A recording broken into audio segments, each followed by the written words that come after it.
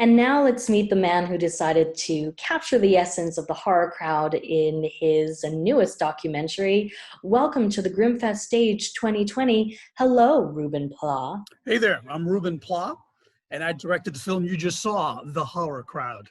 Hi, Mariam, nice to see you. And hi, everybody there out in Grimmfest land. It's a pleasure showing you my film. This film feels like it was made by someone who loves both horror films and the horror community. What pushed you to finally make this film?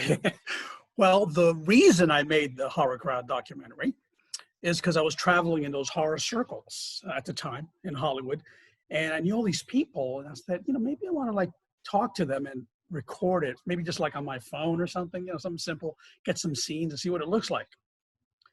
So I started asking people, you want to do this little documentary, this little thing? And they all said yes. They all lined up and they wanted to do it. They wanted to speak to the audience and reveal themselves and talk about their secrets and their lives and their loves and their passions, things that people didn't know about them. They just opened up. They held nothing back. So that's kind of why I started to do it. And I wanted to do it from the point of view of the filmmakers themselves, not about their films as much. There are clips and so forth in the documentary, but it's mostly about them, what started them out in horror, their first horror movie, their influences, Halloween, what kind of costumes they wore when they were little kids, reading comic books. Something a lot of people don't know is that a lot of these people, as you see in the documentary, are influenced by comic books, and that led them into horror. So I try to do it from a different angle, not make it the standard, let's talk about horror movies kind of documentary. One of my favorite parts was all the talk about Halloween costumes, but I couldn't help but wonder, what about you? What were the Halloween costumes you wore as a child or a teenager? Please do tell. Well, I've always been a big Halloween fan. I don't mean just because of the candy and the walking around trick-or-treating, although I didn't like when those apples started having razor blades in them. I didn't like that. But as far as that doesn't happen anymore, I don't think. As far as costumes, the first one I can remember was Zorro. I dressed up as Zorro. I made everything. I made the sword, the mask. I just had a black and white shirt and pants, black shirt and pants. That was the first one because I always liked that kind of like dark hero, dark Avenger kind of thing. So that's the first one. The other big one that I remember right after that was Dr. Doom. Now we're getting more into horror comic books. I also made that from scratch. I made the armor and the whole deal and the mask. And I actually won first place in the costume contest when I was a little kid. I was like 12 or something. And so Dr. Victor Von Doom. Then later, when I got a little bit into my teens, I got really intricate. I did Gene Simmons from Kiss. And I'm talking about with the whole, made it from the leather wings to the studs everywhere, of course, the makeup and the wig and all that, chains across my chest. I mean, super detail specific. And that was probably and then there was one more after that, which is almost as good, was Swamp Thing. And I was in New York City, and I actually went out to Central Park, and I gathered up twigs and leaves and moss and just shellacked them onto this bodysuit and everywhere on my face. And I was Swamp Thing for Halloween. So those are the four that come to mind: Zorro, Dr. Doom, Gene Simmons from Kiss, and Swamp Thing. Yeah. There's this perception that people who work in the horror community, even those who have been successful for decades, are very grounded personalities. And I was wondering, would you say that that is true behind the scenes, knowing many of these people personally? And if so, why is that, especially compared to other pockets of the entertainment industry? What is it about the horror community? Well, I can only speak to what I know. And these people that I know in the horror crowd are pretty much real people. I mean, what you see in the documentary is true. It's not put on. I wouldn't allow that in my documentary. You see me talking to them, you see that I'm relating to them, and they're opening up and telling us their secrets and everything. And we're, high-fiving each other and, hugging and laughing. And it's all real. It's not put on at all. I've known most of these people for a decade at least, and been to parties with them, Halloween, and, New Year's and Christmas parties, and restaurants, and screenings, of course, and helping each other with films. I help them on theirs, they help me on mine, and it just goes all the way around. We talk about it in the documentary. That's all true. None of it is like, oh, let's just put a facade so we look good, or it really is that tight a community, that tight a group. And yeah, some are funny. You got people like Mike Mendez and Lombardo Boyar who are like hilarious people. You know, you got people who are very more serious and introverted, you know, who talk about things in depth and don't, you know, crack a lot of jokes. And then you got other people who just like are all about the film and all about the art of it and making the horror movie and hopefully having it cross over to not just horror fans, but also to the general public. So you have all kinds of people. I mean, I interviewed 37 people, and then 38, including me. You're going to get a whole, you know, whole gamut of emotions, of personalities. But I think that the driving through line of the whole thing is the fact that they're real people. These aren't phonies putting on a show, putting on a facade. Yeah. Would you say that looking at your social environment, you, if you're honest, are exclusively friends with people who are just as passionate about horror as you? Or do you like to mix things up? I have a lot of friends, not just the people in the horror crowd. I go across the board. I have friends who are not into horror at all. Some are into rom-com. Some are into music, more into music. Oh, there's a lot of spillovers. A lot of horror people like music too, like Joseph Bishara, you know, who composed Insidious. He's a composer, but he's a major horror icon too. I don't like to limit myself in my scripts that I work on, direct or act in, or in my personal life with friends. So I have friends all across. I don't know any bakers though. I knew a baker, but I don't know that. As long as they're nice people, as long as they're good people, talented people, that helps too. But yeah, across the board. A love for horror seems to be very closely connected to the human psyche, whether we are consuming or producing it ourselves. With what kind of awareness do we approach the genre in order to make use of it? How can loving horror really help us process real life? Well, I do believe that horror films in general, but specifically horror films, affect the way you perceive life and so forth. I mean, with horror specifically, it scares you. Horror films can really scare the hell out of you, but you get to go home safe. You're not permanently damaged, physically for sure, and hopefully not psychologically. So I think it does give you a certain insight into real life and then the way you lead your life. Obviously, you don't want to go off and become a serial killer. Well, some people might want to, but you shouldn't. But I think it gives you a perception of life and the way things can go bad quickly, and hopefully how to get out of it. You know, I watch movies, horror movies, and I go, oh yeah, I would do that if someone's coming up at me, or I definitely wouldn't do that. You know, the obvious cliche of don't go in the basement, don't go in the attic, you know, that kind of stuff. But there's many other things that I see in horror movies that would, you know, advise me how to treat a situation if it ever came up in real life, how to survive something like that. Were there any revelations whilst producing the documentary?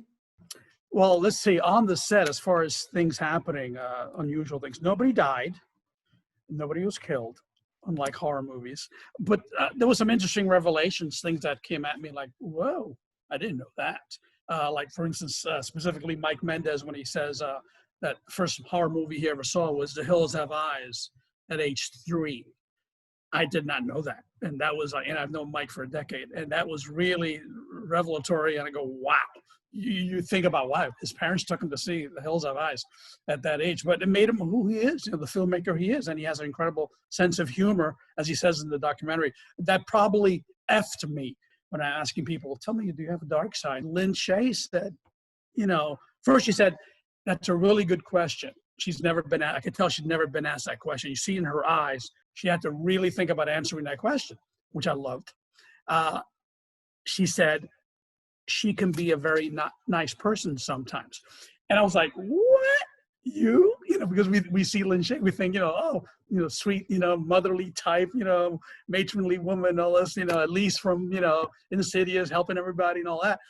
But she said that she can be jealous sometimes of other people, let's say getting a role or up for the same role or whatever. But she was very honest about it. It wasn't like I was pulling teeth trying to drag something, you know, out of her. She wanted to say these things, and she did. So those are the two that come to mind as far as revelatory moments on the set. Was there anything you learned about filmmakers themselves whilst filming? Yeah, I know people think, and we have a segment in the film called Being the Weird Kid. And people think that, most of these horror people, whether they're filmmakers or directors or writers, producers, actors, they're kind of weird, they're a little bit off. And there's a couple in the documentary that are a little bit weird, as you saw.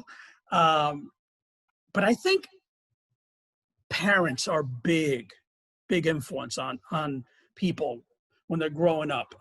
So many people in the documentary talk about their parents' influence, whether it be positive or negative. Some, oh yeah, my parents, Cyrus Voris says, yeah, my parents he wrote Demon Knight. My parents were very supportive from the very beginning. I'm like, wow, that's cool. And then other people, again, like Mike Mendez will say, my parents didn't support me at all. We had a big fight about me being a filmmaker. They wanted me to be an electrician or a plumber or something that made some steady money. But yet they both ended up being successful creative filmmakers in the horror genre. So I think it can go either way. Your parents can influence you by being supportive or by not. It gives you that fire, that drive. I hate to say it, but I'll show them. So I think it has to be inside of you. I think no matter what happens, that's why you hear people who are like raised in horrible neighborhoods and horrible circumstances, and they still come up being, good people, helping others, and others become criminals. Why is that? I think it's what's inside of you and your heart and your soul determines who you're going to be. The documentary also touches on the fact that we really change in every phase of our life, and that our preferences can often change as well. Would you say, when it comes to the filmmaking process, that people tend to keep one style throughout their entire career, or change with the various situations of life that they seem to be in? Yeah, filmmakers are like everybody else. I mean, you're influenced by what happens in your life. You have to be. How can you not be? And some filmmakers like, bloody kind of movies, chop the heads off and this kind of thing. Horror filmmakers. Some are more into the comedic elements. Mike Mendez always infuses his films with comedy, even though he has horror elements, of course. But others will not. They'll make it more like, about the kill. That's a big thing with the horror crowd sometimes. Is how many kills, how many new kills are in this movie? And that's fine. And there are filmmakers that'll stick with that throughout their careers. There are others that just will, they fluctuate. They'll dip a little bit into the bloody one, and they'll dip a little bit into the horror. Then they'll go and they dip into the film noir kind of horror, or the sci-fi like Alien kind of horror. So I do think that, again, it's across the board with horror filmmakers. Some are consistent and constant and just doing that style, and some like, hey, I'm going to play around a little bit. I'm going to add a little rom-com element to this one. So yeah, that's what I think. If we're quite honest and on a serious note here, the world has been experiencing quite a bit of civil unrest lately. Your film does touch on some very difficult social topics, such as racism. But you did, of course, produce this film before it hit mainstream media. Would you say that once certain movements in recent history started, you had to reflect on how you were producing the film and perhaps approach the matter with more sensitivity? Yeah, I try to incorporate the various elements into the film besides just horror. Obviously, women, filmmakers, comic books, and then the race relations. And I pause because I want to make it clear that this was shot, this segment, way before any of the Black Lives Matter happened and all this, racism going rampant. This is something I was just interviewing these people, and several of them happen to be African American, and we had Latinos too. And they started talking about things. They started talking about when I was a little kid growing up, and kids threw bottles at me. Ernest Dickerson says, white kids throwing bottles at us. There were like only a few black kids in the whole school of thousands. and he felt that Jeffrey Reddick growing up, and then, you know, feeling ostracized and not part of the crowd, so to speak. And then we even have, you know, Caucasian people like Cyrus Voris who grew up right next to Jeffrey Reddick. They didn't know each other. They had like a bridge between them. And then his best friends were all Black, he says. So again, when this thing exploded recently, I looked and go, wow, this is all in there. And I didn't go back and re-edit. I didn't go and punch it up. This was locked and loaded way before anything happened. So that segment on race relations, very timely, yes, but also very truthful, and not like, oh, let's put it in there now because that'll work, that'll play well now. That was there from the beginning. Yeah. Moving on to the Jumpcut Cafe, which sadly seems to be no more. Absolutely heartbreaking. Is there a new place? Can there ever be a new Jumpcut Cafe? So yeah, Jumpcut Cafe. I miss it, and I'm getting misty. That's not an act. Just because I'm an actor also doesn't mean I'm faking it. That's the place that we would hang out regularly. We go for coffee, cakes, pastries, macaroni and cheese, sandwiches. But beyond that, we also did horror trivia there. And that was a very, real talk about bringing the horror crowd together. That was where it happened. Once a month we went, did incredibly hard horror trivia, very specific, as comes out in the documentary. You know, people think, oh, the new teens would go in there and they go, oh yeah, I know everything about horror. Yeah, I know who the killer Friday the 13th was. And then all of a sudden the question is, what was the license plate number? And they go, what? And Ryan and Rebecca, who ran it, would ask very hard, detailed questions. And then we also had screenings there. You know, we'd do horror film shorts nights, sci-fi shorts nights, and we'd see film premieres like What We Do in the Shadows. Before it went to theaters, they brought it in and say, hey, let's see what these horror aficionados think of our movie. And they showed it to us and was like, what is this? A lot of great memories there. And then it had to close because the rents are too high. It was in, Studio City, which is a very shishi part of Los Angeles, on Ventura Boulevard. Really expensive. So the rent, after 3 years, they just couldn't stay open anymore. And again, I'm getting misty thinking about it. So they had finally closed it down. We had a goodbye party, the whole deal. And then the horror trivia continued elsewhere, and I never went to it. I just didn't want to. I really had no interest. My heart and soul was just too connected to the Jumpcut Cafe. So other people went, and that's great. You know, hope they have fun and all that. But once the Jumpcut Cafe closed down, it all closed down for me. You know. And now one question that is touched on in the documentary, but something I directly wanted to ask you. Where do you think the horror genre is going? Yeah, as it's covered in the Horror Crowd documentary, horror is becoming much more mainstream. Obviously, you got movies like Get Out getting nominated for Academy Awards. I mean, that didn't used to happen. I mean, the closest thing I can remember would be Sigourney Weaver in Aliens, the sequel, getting nominated for Best Actress, but that was just her for her performance, which was great. Not the film or anything like that. And you've had special effects and all that, of course, but now it's become this thing where it's like, yeah, we could take it seriously. It's not just a bunch of crazy people chopping heads off. It's art. It's an art form as it comes out in the documentary. James Cameron's in a horror movie. Steven Spielberg did Jaws, which is a horror movie to me, a horror adventure movie, but nonetheless horror.